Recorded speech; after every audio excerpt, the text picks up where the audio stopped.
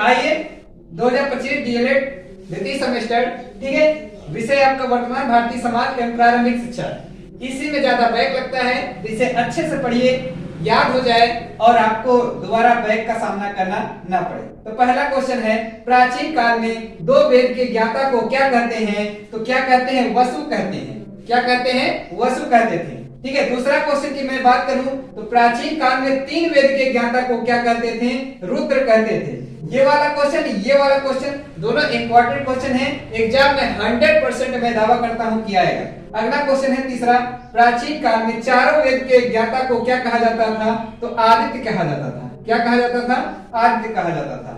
चौथा क्वेश्चन है, वैदिक शिक्षा में 5 वर्ष की अवस्था में पूर्ण करने के बाद जब गुरुकुल में प्रवेश लेता था तब कौन सा संस्कार किया जाता था? ये आपका किया जाता था चूड़ा कर्म संस्कार किया जाता था। कौन सा कर्म? चूड़ा कर्म संस्कार, ठीक है। तो चलिए अगले क्वेश्चन की ओर चलते। देखिएगा क्वेश्चन नंबर 5 पर आते हैं, ठीक है। वैदिक काल में गुरुकुल में प्रवेश के लिए भेजते समय कौन सा संस्कार कराया जाता था? ये संस्कार उपनयन संस्कार कराया जाता था, ठीक है। गुरुकुल में प्रवेश के लिए भेजते समय कौन सा संस्कार कराया जाता था? तो उपनयन संस्कार कराया जाता था। छठवां क्वेश्चन की मैं अगर बात करूं, उपनयन का शाब्दिक अर्थ क्या होता है? तो गुरु के पास ले जाना, ठीक है। अगला क्वेश्चन आता है 7वां नंबर, डॉक्टर मारिया मॉन्टेसरी का जन्म कहाँ हुआ था?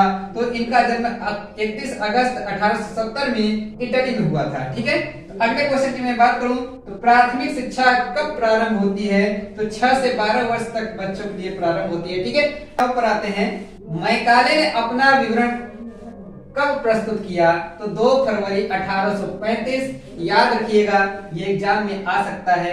10वां क्वेश्चन की मैं बात करूं तो बनारस संस्कृत कॉलेज कब और किसके द्वारा प्रारंभ किया गया? तो सन 1791 में किसके द्वारा? जोना याल डंकन के द्वारा आपको क्या किया गया था? बनारस संस्कृत कॉलेज की स्थापना हुई, ठीक है।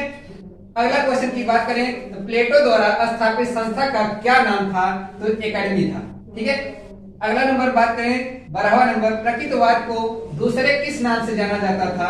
तो भौतिकवाद के नाम से जाना जाता था। ध्यान देना, प्रकृतिवाद को दूसरे किस नाम से जाना जाता था? तो भौतिकवाद के नाम से जाना जाता था। ये इंपॉर्टेंट क्वेश्चन है, ये आपका रिपीट कई बार पूछता है, ये आपका जरूर आएगा। चलिए अगली बात करते हैं 13वां क्वेश्चन की। तो फ्राबेल ने किंडरगार्टन कब प्रारंभ किया? तो ध्यान देना, 1839 में किंडरगार्टन प्रारंभ किया, ठीक है। 14वां क्वेश्चन आता है, टैगोर ने शांति निकेतन विद्यालय की स्थापना कब और कहां किया?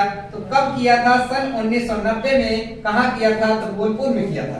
अगला क्वेश्चन की बात करें 15वां नंबर, तो फ्राबेल द्वारा किस शिक्षण विधि का प्रतिपादन किया गया था? तो किंडरगार्टन का प्रतिपादन किया गया था। अगला क्वेश्चन की ओर बात करें तो पर्यावरण संरक्षण अधिनियम कब लागू किया गया? तो सन 1986 में लागू किया गया।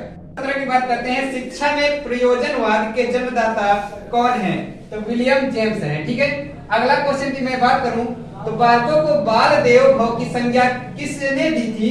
ये ध्यान देना, बाल देव भव की संज्ञा, ये इंपॉर्टेंट क्वेश्चन है, एग्जाम में आएगा। तो गीजूभाई बधेका ने दिया था, ठीक है, गीजूभाई बधेका ने। 20वां क्वेश्चन बात करते हैं, किसने लिखा है, संगमरमर के पत्थर के लिए जो महत्व मूर्तिकार का है वही महत्व आत्मा के लिए शिक्षा का है? तो ये एडिसन महोदय जी का है, ठीक है।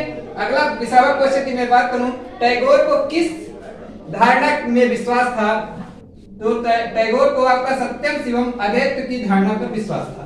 तो चलिए अगले क्वेश्चन नंबर 21 पर बात करते हैं, ठीक है। ज्ञान ही स्वर्ग तक ही उड़ान में पंखों का आधार है, यह कथन किसका है? ये शेक्सपियर जी का है, ठीक है। अगला 22वां क्वेश्चन अगर मैं बात करूं तो सा विद्या या विमुक्त क्या अर्थ है? का क्या अर्थ है? ऐसा ज्ञान जो छात्र को जीवन संसार के मोह से मुक्ति प्राप्त करने में, ठीक है, करने में समर्थ बना सके, ठीक है। तो अगला क्वेश्चन में बात करूं 23वां नंबर, प्राचीन काल में एक वेद के ज्ञाता को क्या कहते थे? स्नातक कहते थे। क्या कहते थे? बात करते हैं 24 नंबर पर, समाज व्यक्ति से श्रेष्ठ है, यह कथन किसका है? ये हीगल महोदय का है, ठीक है। अगला क्वेश्चन में बात करूं तो ये बहुत इंपॉर्टेंट क्वेश्चन, ये जरूर एग्जाम में आएगा। सत्यम शिवम सुंदरम किस दर्शन का आधार वाक्य है? तो ये आचार मीमांसा पर आधारित है, ठीक है। किस पे? आधार आचार मीमांसा पर आधारित है। अगला क्वेश्चन नंबर 26वां देखते हैं। तो रूसो का जन्म कब और कहाँ हुआ था? रूसो का जन्म 28 जून 1712 को जिनेवा में हुआ था। ठीक है, कहाँ हुआ था? जिनेवा में इनका जन्म हुआ था। तो अगर वीडियो अच्छा लगे तो लाइक, सब्सक्राइब एंड शेयर जरूर करें।